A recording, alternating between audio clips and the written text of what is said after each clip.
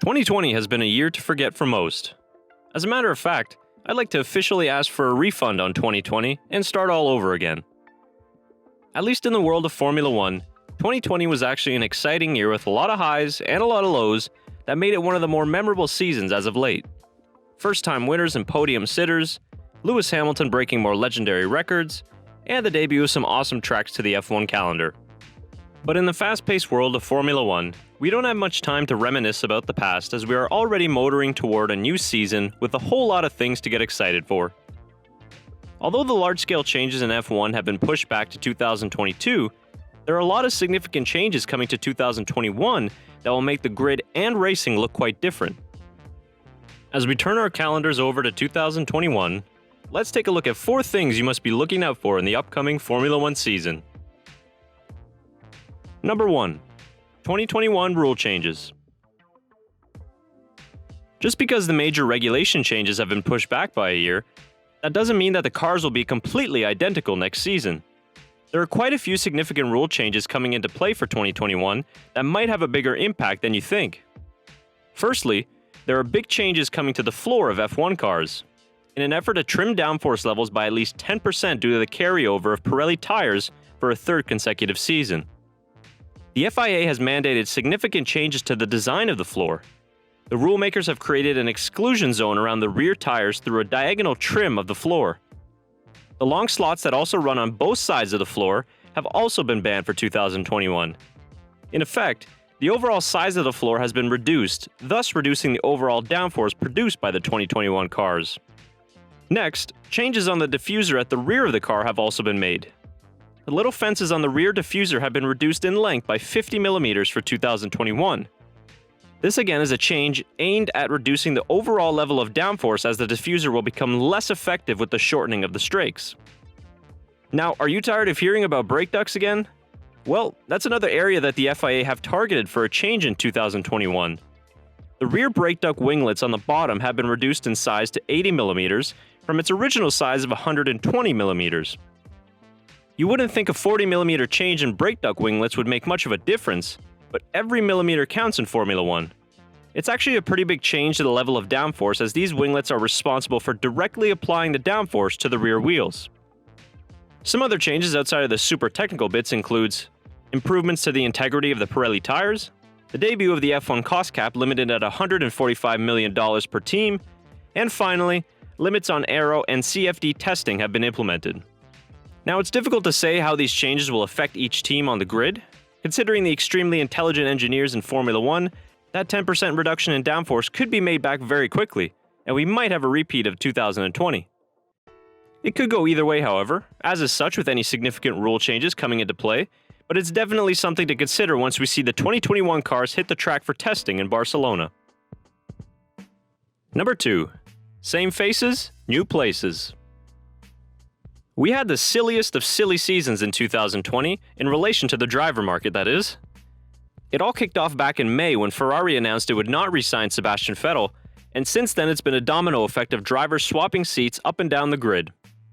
So let's look at the significant driver changes for 2021 in case you might have missed it.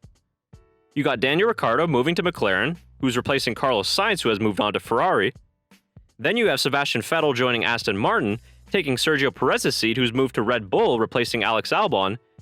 Two-time F1 world champion Fernando Alonso also returns to his former team, now known as Alpine, to fill the void left by Daniel Ricciardo.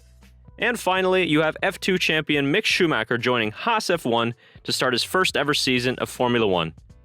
So you got all that? Well, before we move on, you can also throw in Yuki Tsunoda to AlphaTauri and Nikita Mazepin to Haas as the new drivers on the grid for 2021. But I'm just going to stick with the most significant acquisitions for next year.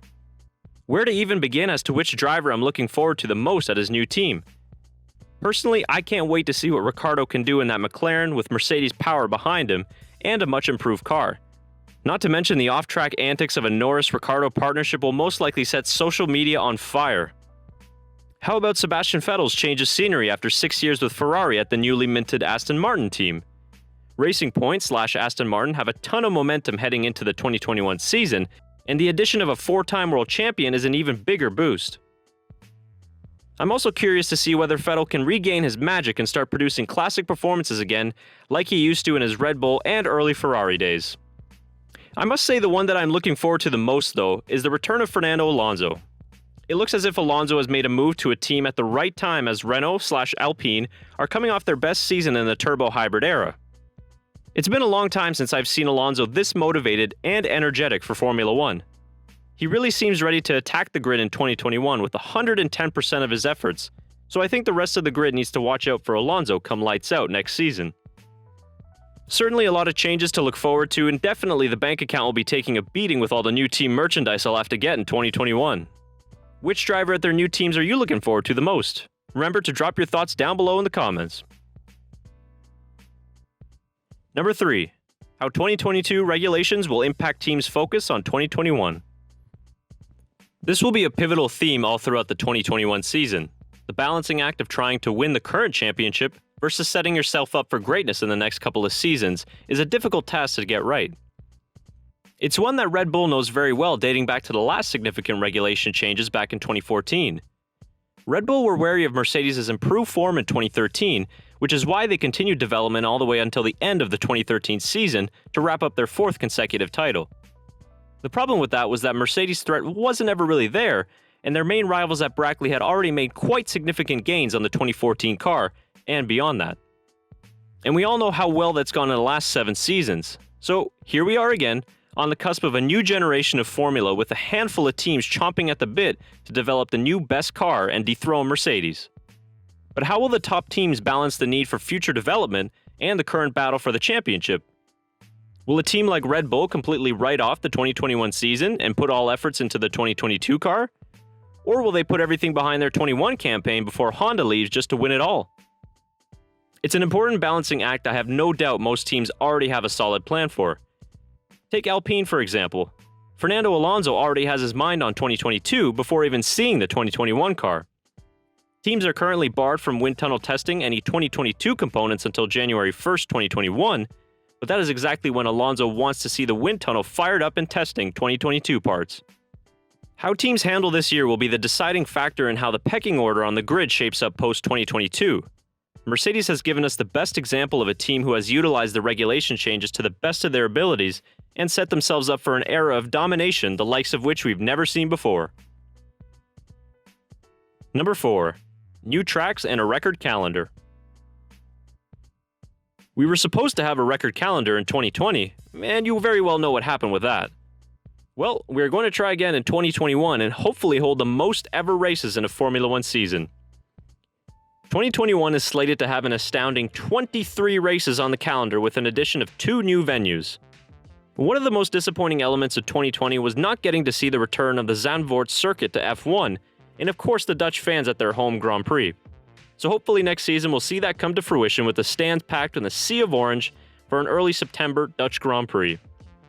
Although Zandvoort isn't totally a brand new F1 track, Saudi Arabia's debut circuit certainly is. For the first time in F1 history, Saudi Arabia will host a Formula One race on the streets of Jeddah, the 2nd largest city in the country. The track will be situated along the coastal resort area of the city and will also be a night race which should add to its glamour. The final track design has not yet been finalized, so let's hope that it will give us some decent racing around the streets of Jeddah. The 2021 calendar is extremely packed and will be a tough challenge for all parties involved if we do indeed pull off all 23 races.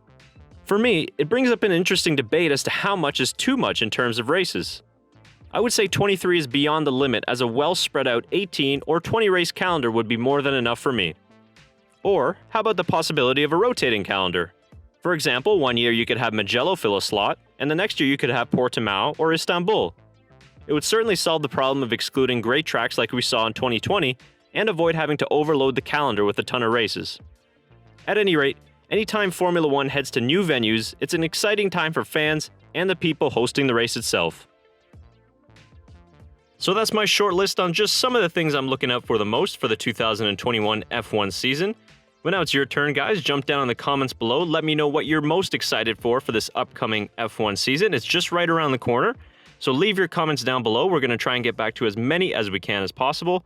And just before you go, on behalf of everyone here at the Backmarkers F1 show, we'd like to wish you all a very happy new year, all the best health and prosperity for 2021, and we can't wait to go racing again. Thanks for watching today's video. I'm Chris Cato. Please like and subscribe, and we'll see you again next time.